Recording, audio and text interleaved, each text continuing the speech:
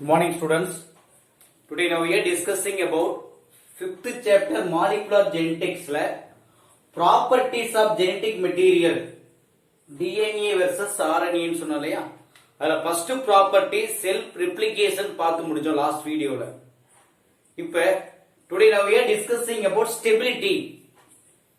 Meena properties of DNA and RNA பாத்தீங்க அப்படின்னா 4 இருந்தது. Self replication, stability, information storage, variation through mutation. ஓகேவா? Self replication அப்படின்னா என்ன மீனிங் சொன்னோம்? அதாவது அங்க இருக்கக்கூடிய RNA and DNA molecule able to replicate, திறமை இருக்க மாதிரி ரிப்ளிகேட் ஆகணும். அக்கார்டிங் டு த ரூல், யாருடைய ரூல் சொன்னோம்? பேஸ் பேரிங் ரூல் ஒன்று சொன்னோம். அதே மாதிரி காம்ப்ளெக்சிட்டி அப்படிங்கிற மாதிரி சொன்னோம், நிரப்புதல் விதி அப்படின்னு சொல்லுவாங்க. அதை பேஸ் பண்ணி அங்க இருக்கக்கூடிய both nucleic acid DNA and RNA இருக்கு இல்லையா, அதாவது எபிலிட்டி டு டைரக்ட் மல்டிபிளிகேஷன் அல்லது டைரக்ட் வந்து பாத்தீங்க அப்படின்னு கேட்டா ரிப்ளிகேட் ஆகிறது டூப்ளிகேட் ஆகும், அந்த பண்பை பெற்று இருக்கணும். ஆனா புரோட்டீனுக்கு என்ன கிடையாது அப்படின்னு கேட்டா that is in this character இல்ல. அதாவது ஃபெயில் டு என்ன சார் அப்படின்னா ஃபுல்ஃபில் தி கிரைட்டீரியான்னு சொல்லுவாங்க. ஓகேப்பா. Then next stability.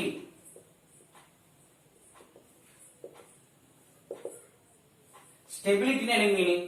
நிலைப்பு தன்மை அப்படின்னு சொல்லுவோம். அப்ப அங்க இருக்கக்கூடிய RNA மாலிகுல் DNA மாலிகுல் ஸ்டேபிளா இருக்கணும். அப்ப மேக்ஸிமம் ஈஸியா ஞாபகம் வச்சுக்கோ. பட் இங்க இருக்கக்கூடிய வந்து பாத்தீங்க அப்படின்னு கேட்டா என்ன சொல்லுவாங்க sir? Genetic material DNA and RNA எப்படி சார் இருக்கணும்? ஸ்டேபிளா இருக்கணும். இது ஸ்டேபிளா இருக்கணும் ஸ்ட்ரக்சரலி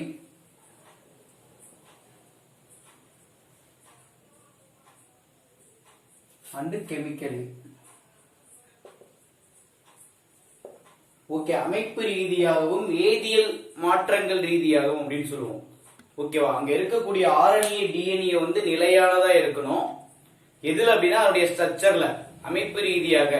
ரெண்டு கெமிக்கல் அப்படின்னு கேட்டா அதனுடைய வேதி அமைப்பில் வந்து நிலையானதாக காணப்படணும். அப்ப இந்த ஜெனடிக் மெட்டீரியல், ஓகேவா, அப்ப இந்த ஜெனடிக் மெட்டீரியல் உனக்கு எதை சார் கொடுக்குது அப்படின்னு கேட்டா தட் இஸ் ஏ ஸ்டேபிள். அப்ப அந்த மரபு பொருள் அப்படிங்கிறது உனக்கு என்ன ஸ்டேபிளா இருக்கும். ஓகே, ஏன் சார் ஸ்டேபிளா இருக்கு? மேக்ஸிமம் பாத்தீங்க அப்படின்னு கேட்டா நாட் டு சேஞ்ச், ஒரே லைன் தான். ஓகே, அங்க இருக்கக்கூடிய ஜெனடிக் மெட்டீரியல்ஸ் உனக்கு என்ன பண்ணுது அப்படின்னு கேட்டா தட் இஸ் என்னது? அங்க வந்து இவால்வ்டு. ஓகேவா? Stable, to not change. எப்பெல்லாம் சேஞ்ச் ஆகக்கூடாது அப்படின்னா உடைய லைஃப் ப்ராசஸ்ல. எது மாதிரியான லைஃப் ப்ராசஸ் அப்படின்னு கேட்டா different stages of life cycle.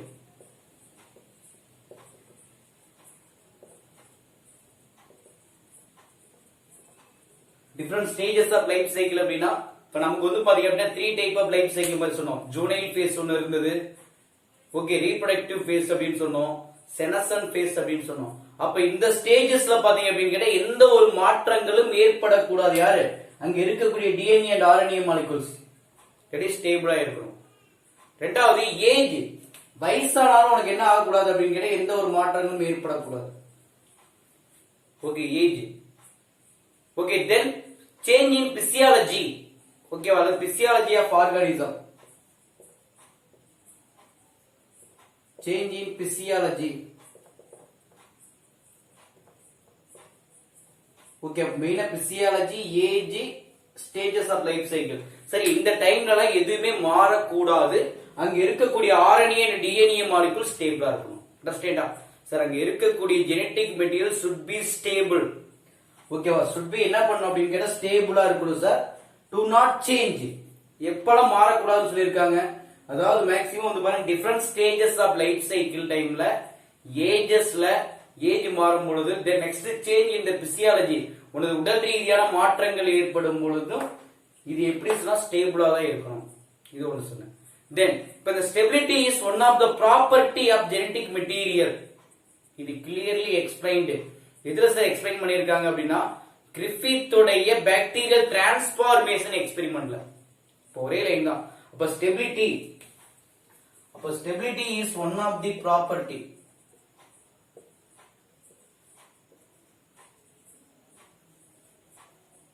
Stability அப்படிங்கிறது ஒன் ஆஃப் த என்ன சொல்லுவோம் அப்படின்னா ப்ராப்பர்ட்டி ஆஃப் என்னது? Genetic material. ஒரே லைன் தான். ஸ்டெபிலிட்டி அப்படிங்கிறது one of the property of genetic material clearly evidence are explained. எங்க சார்? கிரிஃபித்தோடைய பாக்டீரியல் டிரான்ஸ்ஃபார்மேஷன் எக்ஸ்பெரிமெண்ட். Understand? அப்ப stability is one of the property of genetic materials. Okay, it can evidence for Griffith உடைய bacterial transformation experiment. இப்ப example பாக்டீரியாவுடைய maximum example என்ன சொல்லலாம்? Heat guild. பாக்டீரியாவை கொல்லுவதற்காக அவங்க என்ன use பண்ணாங்க? ஹீட் பண்ணாங்க. அப்ப heat killed bacteria.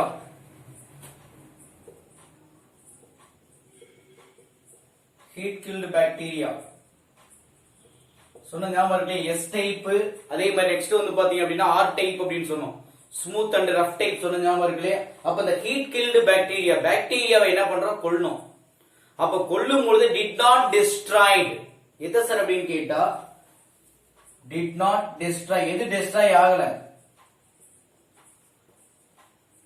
some informations of genetic material, some informations. Okay, அங்க இருக்கக்கூடிய சில பண்புகள், some properties of genetic material, some informations of genetic material மட்டும் என்ன ஆகல? destroy ஆகல. உங்களுக்கு புரியுதா சார்? பாக்டீரியாவை கொன்னாங்க சார். பாக்டீரியாவை கொன்னப்ப கூட அங்க என்ன destroy ஆகல? அங்க இருக்கக்கூடிய some genetic material, some properties of genetic material மட்டும் அழியவில்லை. அப்ப இந்த டிஎன்ஏ வந்து 2 ஸ்ட்ராண்ட். இப்ப டிஎன்ஏ அப்படினா என்ன சொல்றாங்க? 2 ஸ்ட்ராண்ட் அப்படினு சொல்லுவாங்க இல்லையா? டிஎன்ஏ அப்படினாவே 2 ஸ்ட்ராண்ட் அப்படினு சொல்லுவோம். இப்போ இந்த ரெண்டு ஸ்ட்ராண்ட்ல காம்ப்ளிமெண்டரி, இது ரெண்டுமே வந்து பாத்தீங்க அப்படினா சிக்கலானதாகவும் அதே பின்னி பிணைந்து தனியா செப்பரேட் ஆகக்கூடியதா இருக்கும். It can separated. ஓகே, இது என்ன பண்றாங்க அப்படின்னு கேட்டா இந்த காம்ப்ளிமெண்டரி செயினை என்ன பண்ண முடியும்னா தனியா செப்பரேட் பண்ண முடியும், மறுபடியும் ஒண்ணா இணைக்க முடியும். இப்ப ரெண்டு ப்ராசஸ் நடக்குது. இப்ப மேக்ஸிமம் பாத்தீங்க அப்படின்னா ரெண்டு லீஃப், இது ஒரு லீஃப், இது ஒரு லீஃப் அப்படின்னு சொல்லுவோம். டிஎன்ஏ லீஃப், இது ஒரு டிஎன்ஏ லீஃப், இது ஒரு டிஎன்ஏ லீஃப். இந்த ரெண்டு டிஎன்ஏ லீஃப் என்ன பண்ணணும்? ஒரு மெத்தட்ல செப்பரேட் ஆகும், அனதர் மெத்தட்ல வந்து பாருங்க ஜாயிண்ட் ஆயிடும். அப்ப செப்பரேட் ஆகக்கூடிய மெத்தடுக்கு என்ன? டீநேச்சர்ட்னு சொல்லுவோம்.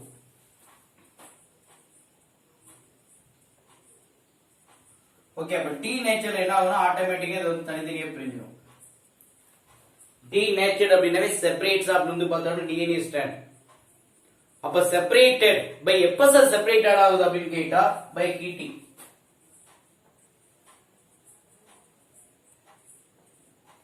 separated by எப்ப சார் அப்படின்னு கேட்டா heating. ஓகேவா? ஹீட் பண்ணும்போது தனித்தனியா என்ன ஆகும் அப்படின்னா இந்த ரெண்டு ஸ்ட்ராண்ட் தனியா பிரிஞ்சிடும். Okay, then come together. then அப்படியே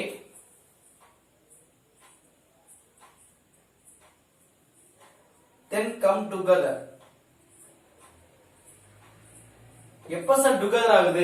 அதே மாதிரி ரீநேச்சரிங் அப்படின்னு சொல்லுவோம். அப்படியே ரீநேச்சரேஷன்.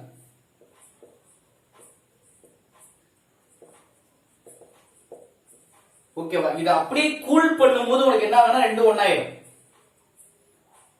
ஓகே, அண்டர்ஸ்டாண்டா? இது ஆக்சுவலா வந்து பாத்தீங்க அப்படின்னா ஹீட் பண்ணும் பொழுது டபுள் ஸ்ட்ராண்ட் தனித்தனி ஸ்ட்ராண்டா டிவைட் ஆகுது. அந்த டிவைட் ஆகக்கூடிய ப்ராசஸ்க்கு என்ன பேர் அப்படின்னு கேட்டா denaturation அல்லது denatured. 1 mark question 2 mark question கேட்கலாம். renaturation அப்படினு கேட்டா then but in the single stranded DNA then to fuse or come together. ஒன்றா இணையக்கூடிய ப்ராசஸ்க்கு என்ன பேர் அப்படினா renatured அப்படினு சொல்லுவோம். ஓகே, அல்லது renaturation. இது எப்ப சார் ரீநேச்சர் ஆகுது அப்படினா appropriate condition. ஓகேவா? மறுபடியும் கண்டிஷன் ரிட்டர்ன் ஆகும்போது that is a cool condition அப்படினு சொல்லுவோம்.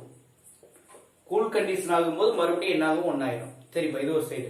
அப்ப ஃபர்தரா ஆல்ரெடி வந்து பாத்தீங்க அப்படின்னு கேட்டா அதாவது வந்து பார்த்தா அப்படின்னா RNA ஜெனடிக் மெட்டீரியல் செகண்ட் வந்து பார்த்தோம்னா கார்பன் ஆட்டம்.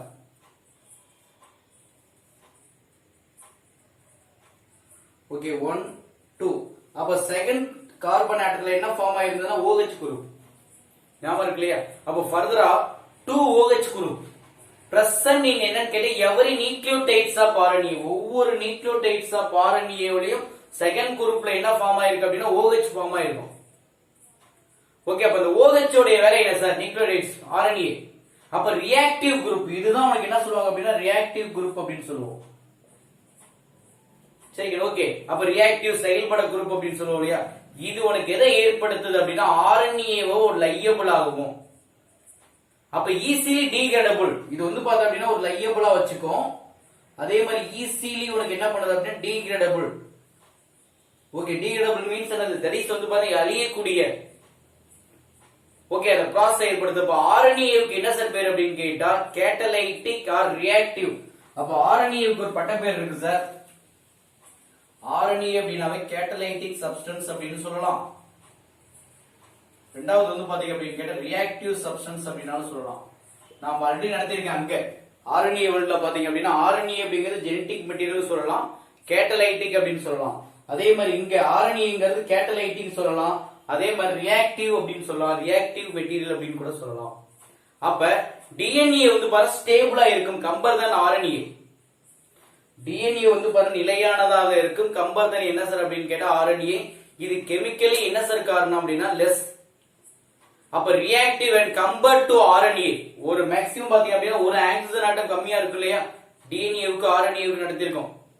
அப்ப பிரசன்ஸ் ஆஃப் அதுக்குள்ள மெயின் காரணம் என்ன? டிஎன்ஏ வந்து பாத்தீங்க அப்படின்னு கேட்டா ஸ்ட்ராங்காவும் ஸ்டேபிளாவும் இருப்பதற்கான காரணம். இங்க டிஎன்ஏ ஸ்டேபிளா இருக்கும். இந்த ஸ்டேபிளுக்கு மெயின் காரணம் யாருன்னா அங்க இருக்கக்கூடிய தைமீன் தான். நைட்ரோஜினஸ் பேஸ்ல இருக்கக்கூடிய தைமீன் தான் வந்து பாத்தீங்க அப்படின்னா காரணம் அப்படின்னு சொல்லுவாங்க. அதுவே ஆர்என்ஏல என்ன பண்ணிருக்கு அப்படின்னா இன்சீடு தைமீன் பதிலா என்ன ஃபார்ம் ஆயிருக்குன்னா யுரேசில் ஃபார்ம் ஆயிருக்கும். தைமீன் பதிலா என்ன ஃபார்ம் ஆயிருக்கு அப்படின்னா யுரேசில் வந்து ஃபார்ம் ஆயிருக்கும். இதுதான் உனக்கு என்ன சார் அப்படின்னா கண்ட்ரோல் அடிஷனல் ஸ்டெபிலிட்டி டு என்னன்னு கேட்டா டிஎன்ஏன்னு சொல்லுவாங்க. அப்ப இது சரி நான் மோஸ்டியா சரிங்க. ஓகே, நான் ஒரே ஒரு டைம் சொல்லிடுறேன், கொஞ்சம் குழப்பற மாதிரி இருக்குன்னு நினைக்கிறேன், பாத்துக்கோ. சார் ஸ்டெபிலிட்டி, சார் ஸ்டெபிலிட்டி அப்படின்னு கேட்டா ஒரே லைன் தான். அங்க இருக்கக்கூடிய ஆர்என்ஏ டிஎன்ஏ மாலிகுல் எப்படி இருக்கணும்? ஸ்டேபிளா இருக்கணும். இதுல ஸ்ட்ரக்சர் ரீதியாகவும் கெமிக்கல் ரீதியாகவும் that is a first point. ரெண்டாவது, அப்ப அந்த ஸ்டெபிலிட்டி அப்படிங்கிறது ஸ்டேபிள் டு நாட் சேஞ்ச், எப்பவுமே சேஞ்சஸ் ஆகக்கூடாது. இதுல அதாவது different stages of life cycle நம்மளுடைய வாழ்க்கை முறையில் அதான் சொல்லியிருக்க இல்லையா that is juvenile stage, reproductive stage, அதே மாதிரி செனசன் ஸ்டேஜ் சொல்லுவோம். அந்த ஸ்டேஜஸ்ல எப்பவுமே மாறக்கூடாது, ஏஜ் ஆனாலும் மாறக்கூடாது. 3 பிசியலாஜிக்கல் சேஞ்சஸ் உடல் ரீதியான மாற்றங்கள் ஏற்பட்டாலும் அந்த மெட்டீரியல்ஸ் சேஞ்சஸ் ஆகாம ஸ்டேபிளா இருக்கணும். இது ஒண்ணு. 2, இப்ப stability is one of the property of genetic material. இதுக்கு என்ன எவிடன்ஸ் இருக்கு? என்ன எவிடன்ஸ் அப்படின்னா கிரிஃபித் உடைய பாக்டீரியல் டிரான்ஸ்ஃபார்மேஷன் அப்படிங்கிற ஒரு எக்ஸ்பெரிமெண்ட் சொல்லலாம். என்ன சார் பண்ணிருக்காங்க அவருடைய எக்ஸ்பெரிமெண்ட்ல? ஹீட் கில்டு பாக்டீரியா, பாக்டீரியாவை கொல்வதற்கு ஹீட் பண்ணாங்க. அப்ப ஹீட் பண்ணும்போது என்ன டெஸ்ட்ராய் ஆகல? Did not destroy some genetic material, some genetic informations மட்டும் அழியல. ஓகேவா? ஒண்ணு. அப்ப மேக்ஸிமம் பாத்தீங்க அப்படின்னா அழியல அப்படின்னு கேட்டா அப்ப டிஎன்ஏ. அப்ப டிஎன்ஏ உங்களுக்கு எப்படி இருக்கு அப்படின்னா 2 ஸ்ட்ராண்டா இருக்கு, டபுள் ஹெலிக்ஸ் மாடலா இருக்கு. அப்ப இது காம்ப்ளிமெண்டரியா இருக்கும்.